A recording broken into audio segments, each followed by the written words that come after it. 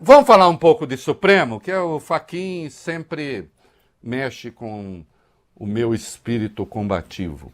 Fachin fala, STF, o Fachin fala, Lula e cúpula do Congresso presentes. O que nós temos aí? Vai lá. Na reabertura dos trabalhos do STF, o presidente da Corte, Edson Fachin, reafirmou o papel do tribunal da defesa da democracia. Ele lembrou por que cabem a esse poder tantas atribuições, retomou o tema da contenção do judiciário, que considera necessário, e insistiu num código de conduta, que ele chamou de código de ética, do qual a relatora é a ministra Carmen Lúcia. Estavam presentes a essa sessão inaugural o presidente Lula, os presidentes do Senado, Davi Alcolumbre, e da Câmara, Hugo Mota, o procurador-geral da República, Paulo Gonet, o presidente do Conselho Federal da Ordem dos Advogados do Brasil, Beto Simonetti.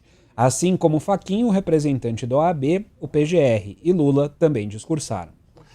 Olha aqui, nós vamos dar trechos do discurso do Fachin, e eu posso pedir para parar de vez em quando para fazer alguns comentários, porque ele fez, sim, reconhecimentos importantes sobre o papel que coube ao STF desde a redemocratização e o que aconteceu antes com o STF. O STF que resistiu à ditadura militar, que teve ministros cassados, aposentados à força, enfim.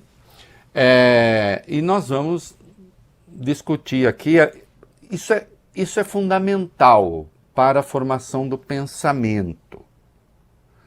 Vamos lá. Fachin, a ditadura, o STF e atribuição constitucional. Fachin lembrou a investida da ditadura militar contra o STF, observando que a redemocratização conferiu ao tribunal o papel de fazer valer os fundamentos da Constituição de 1988 e daí decorre sua firme presença na vida pública. Vamos ouvir. Antes de ouvir, só um pouquinho, ele faz uma introdução dizendo o que aconteceu com o STF, o peso do AI-5, como é que aquilo marcou o judiciário brasileiro, e aí houve a redemocratização. E a redemocratização deu papéis ao STF. Vamos lá, vai. Na redemocratização do país, se definiu em 1988 um perfil constitucional desta instituição. Não errar por omissão e não ceder por conveniência e, com isso, preservar a sua própria legitimidade. O Pacto Constitucional elevou o tribunal a um patamar exigente de atuação institucional. Em decorrência de diversos e complexos fatores, o tribunal veio examinar nessas últimas décadas a validade de centenas de leis e atos normativos, definindo o seu papel como guardião da Constituição. Tratou de direitos fundamentais e minorias, de igualdade, dignidade humana, identidade de gênero e direitos indígenas no âmbito do marco temporal, do sistema político-eleitoral, da corrupção e crimes de autoridades, da separação de poderes e crises institucionais, do sistema penal e das garantias processuais, do sistema prisional e direitos humanos, do federalismo e repartição de competências, incluindo políticas públicas, proteção de dados e prevalência de critérios científicos. O tribunal foi chamado também a dar cumprimento devido às sentenças da Corte Interamericana de Direitos Humanos vinculantes para o Estado brasileiro. E nessa esteira, dentre outras respostas, determinou limites e possibilidades para o uso da força, bem assim planos de reocupação de espaços territoriais tomados. Demais disso, formulou um novo modelo para a política pública de saúde, a partir das demandas que chegaram ao tribunal, cuja concretização requer agora a devida atenção necessária dos agentes públicos federais, estaduais e municipais com a necessária integração. Olha aqui, presta atenção, é uma fala importante, porque teve a ditadura, veio a Constituinte e tinha muita coisa. A Constituinte garantiu muitos direitos fundamentais que precisaram ser pensados e garantidos pelo STF. Mas um arcabouço legal pré-Constituição, porque o Brasil não refez todas as leis da noite para o dia. Elas estavam ali. Foi preciso, inclusive, e é preciso ainda frequentemente falar, opa, essa lei ainda hoje está em desacordo com a Constituição. Ela sobreviveu, mas está em desacordo com a Constituição. Ah, mas tudo vai para o Supremo porque a Constituição garantiu, e ainda bem. Porque o Brasil deu uma resposta substantiva. Veja a questão do golpe. Veja, nós tivemos um momento de erosão aqui, que ele mesmo falou, importante, e esses momentos de erosão tornam o Supremo ainda mais relevante. Como nós vimos no caso da tentativa de golpe. Pode botar direto o segundo vídeo aí, vai. Sociedades democráticas produzem continuadamente pressão por inclusão. Inclusão política, inclusão social, inclusão econômica, inclusão simbólica. Cidadãos e cidadãs demandam representação, direitos e reconhecimento. Essa pressão na democracia é estrutural. Ela não desaparece. Em condições normais, essa pressão é absorvida e processada pelos canais representativos, partidos políticos, legislativo e executivo eleito. É ali que as demandas são agregadas, negociadas, transformadas em políticas públicas. É ali que os conflitos distributivos e identitários encontram mediação. Quando esses canais saturam, quando a fragmentação partidária impede a formação de maiorias estáveis, quando o custo de governabilidade se torna proibitivo, quando a responsividade do sistema representativo cai abaixo de um limiar mínimo, quando a confiança nas instituições representativas se erode, a pressão não desaparece, ela se desloca. Pode parar, ela se desloca justamente para o Supremo. Porque eu acho engraçado esse negócio. Ah, o Supremo sempre querendo decidir tudo. Fica parecendo que alguns dos grandes críticos hoje do Supremo não bateram as portas do Supremo. E não batem as portas do Supremo. Não. Não batem.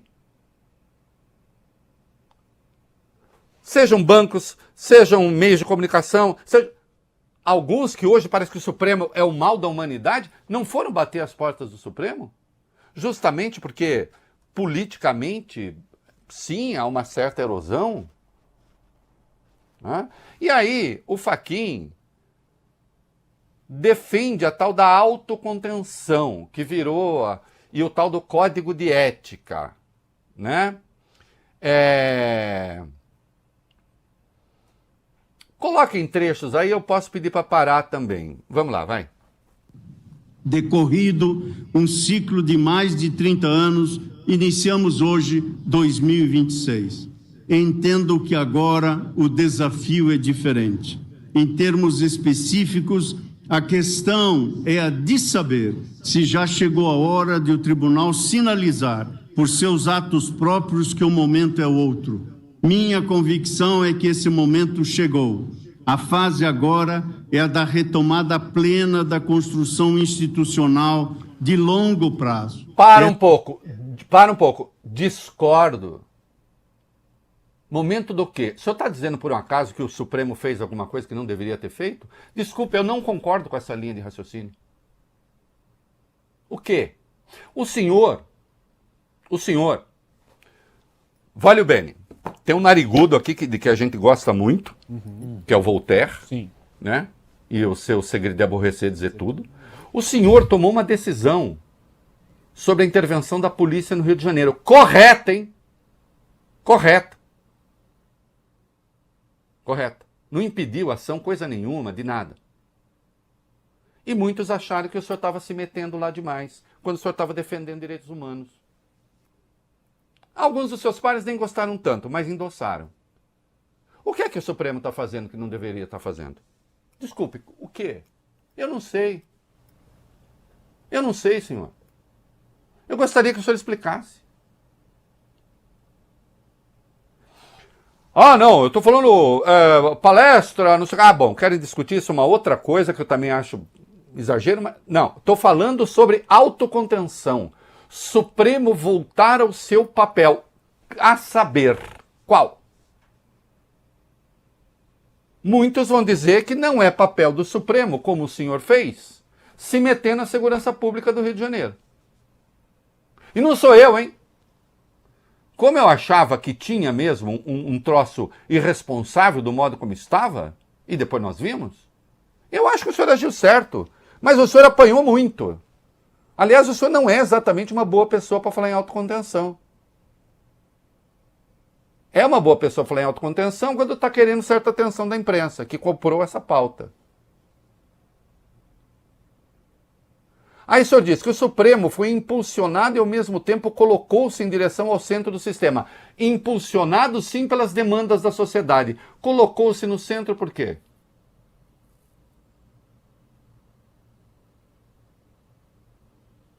Não, Ah, não, vamos discutir a questão desse ministro, daquele ministro, dessa ação, daquela ação. Agora, o Supremo como poder, eu não compro essa pauta e tem muita gente progressista comprando porque tá com miolo mole. Tá com miolo mole. Não tá sacando quem é que ganha com essa conversa. Do ponto de vista institucional. Não é a minha pauta. Mas isso eu já deixei claro. Eu não vejo um Supremo se exacerbando onde não deve. Onde não deve? Aí de vez em quando aparece um ministro, onde já se viu, não sei o que, ex-ministro. Aí quando você vai ver, o cara soltou um traficante que está desaparecido até hoje. Mas na hora de atacar o outro, aí é muito eloquente.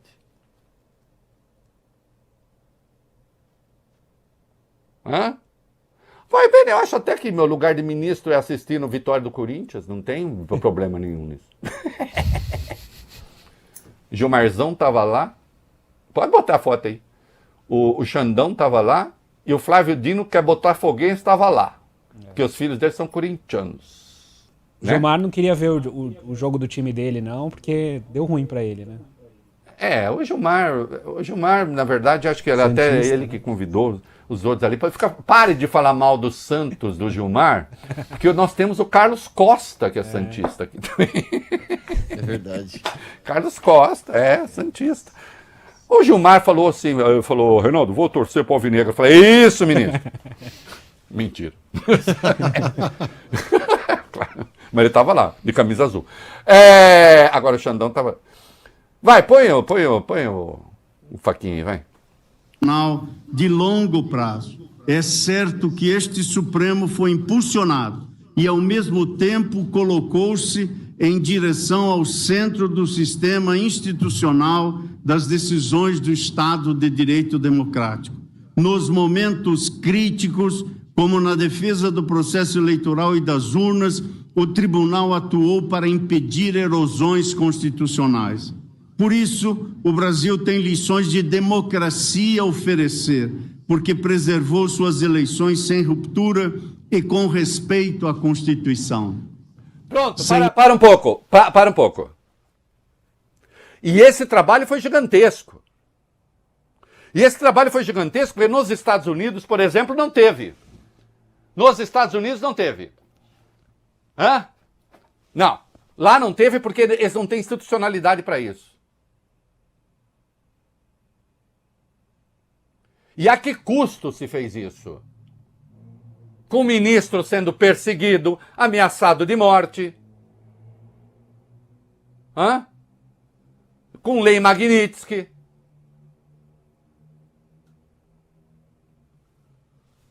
Mas jogou a hora da autocontenção. Em quê? Em quê? Eu quero saber. Ah, não. Nisso agora eu não vou me meter. Nisso o quê? Nisso o quê? Isso não tem a ver o código de ética sobre festinhas, sobre seminários, sobre encontros. Eu, por mim, cara, se tiver ministro que vai para Las Vegas só para jogar, por exemplo, Vólio Bene, e isso não se noticia, que pode ser eventualmente um ministro simpático, eu estou falando em tese. Sim. Para mim, quer proibir até isso. Quer impor que todo ministro tem que aprender a jogar truco, eu vou achar ótimo.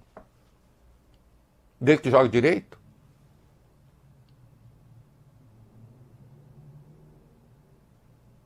Agora, quando eventualmente acha que seminário é ruim, mas jogar em Las Vegas é bom, aí eu já não gosto. Eu acho estranho. Tô falando em tese, tá, Arthur? Me veio assim, me ocorreu de ter essa ideia. Sim. Solta aí o Fachin mais, vai. Instituição. Sem embargo desses reconhecimentos, o momento histórico é também de ponderações e de autocorreção. Reafirmo, nesta oportunidade, as metas que orientam a presente gestão. No plano interno, destaca-se a promoção do debate institucional sobre integridade e transparência. Agradeço de público, como já fiz, diretamente a todos os integrantes desse tribunal, a eminente ministra Carmen Lúcia, por ter aceitado a relatoria da proposta de um Código de Ética, compromisso de minha gestão para o Supremo Tribunal Federal. Vamos caminhar juntos na construção do consenso no âmbito desse colegiado. Impende dialogar e construir confiança pública, porque nesta reside a verdadeira força do Estado de Direito. E é para o cidadão que todo o sistema de justiça deve permanentemente se orientar. Reitero o compromisso ético... Não, tá bom, já pronto, vai conselho com o Código de Ética, vamos ver e tal, que se discuta. Agora, acho que convém discutir Código de Ética depois que passar a eleição, pelo menos, né? E eu vi uma coisa sensacional, porque agora a sociedade civil, eu li uma matéria assim, a sociedade civil compra a tese do Código de Ética. Aí a sociedade civil está sendo tratada como uma personagem, Vale bem, Arthur. A sociedade civil pensa que é legal, porque e a sociedade civil vê um grupo de ONGs. Precisa tomar cuidado, porque vai que reúne um grupo de ONGs num teatro, toda a sociedade civil, Vale bem, cai um avião e o Brasil fica sem sociedade civil. Pensou, Arthur? Que país é esse? É um país sem sociedade civil. Olha, porque morreu todo mundo, caiu um avião. Eu não sabia que sociedade civil era um grupo de pessoas só. E aí diz lá que os ministros precisam, não pode ter interesse econômico, não sei o quê. Não pode mesmo. Mas isso já tem regras no Código de Processo Penal e no Código de Processo Civil. E aí as ONGs disseram, essa turma, e também não pode ter vinculação ideológica com a causa. A vinculação ideológica também não? O que é isso? Como é que é esse negócio de vinculação ideológica? Ah, não, esse ministro não pode votar, por exemplo, a questão indígena, porque ele é ideologicamente lá atrás ligado a índio, ou então ideologicamente ele é contra índio, indígena, ou sei lá o quê. As causas ideológicas que têm a ver com o bolsonarismo, o André fica de fora e o Nunes Marques. As que tiver... Tem um monte de gente falando sobre isso que não sabe do que está falando e que não conhece o Código de Processo Penal, não conhece o Código de Processo Civil. Ninguém é obrigado a conhecer, a menos que opine a respeito. O Lula fez a defesa, pode botar direto aí a 10, o Lula fez a defesa do Supremo que, data vênia, ministro Fachin, o senhor não teve a coragem de fazer. Ao contrário, o senhor acusou do Supremo de estar se metendo demais nas coisas e o Lula falou a coisa certa sobre o Supremo. É como eu vejo, entende? Sabe por que eu falo isso? Porque as palavras fazem sentido. Solta o vídeo do Lula aí. Hoje, participo desta celebração republicana com a confiança e a esperança renovadas. Confiança porque as instituições cumpriram seu papel. Esperança porque o Brasil demonstrou mais uma vez que é muito maior do que quaisquer golpistas ou traidores da pátria. Nesses últimos anos, o Judiciário tem sido o guardião da Constituição do Estado Democrático de Direito e da soberania do voto popular. O Supremo Tribunal Federal não buscou protagonismo, muito menos tomou para si atribuições de outros poderes. Agiu no estrito cumprimento de sua responsabilidade institucional.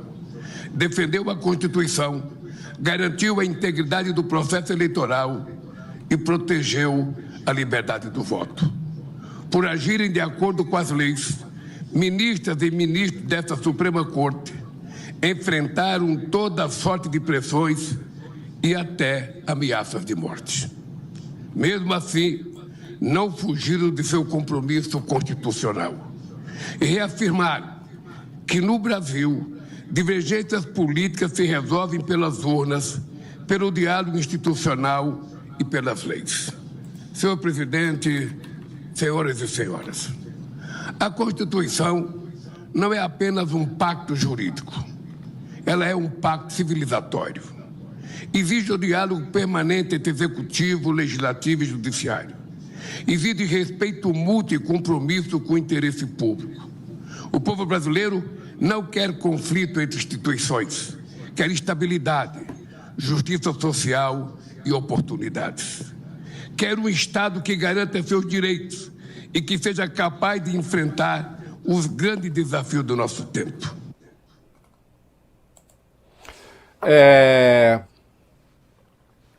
Falando sempre tudo, era isso que eu queria ouvir do Fachin. Mesmo que ele fosse defender lá o tal do código de conduta dele.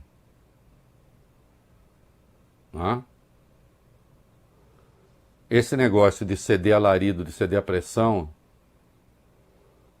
é coisa que chefe de poder não pode fazer, especialmente quando não é eleito, né?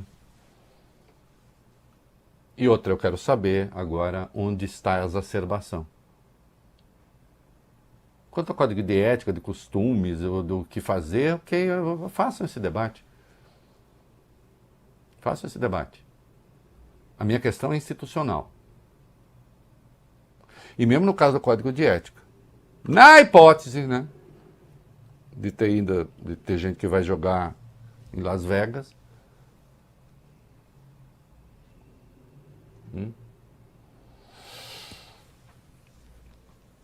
é que, assim, e também quero chamar a atenção para uma coisa. Supremo bom é quando decide a nosso favor. Alguns potentados do Brasil, inclusive. E Supremo ruim é quando decide contra a gente. Se decide contra a gente e a gente pode atacar o Supremo, a gente organiza o ataque. Se decide a nosso favor, o ministro pode virar nosso darling, nosso queridinho.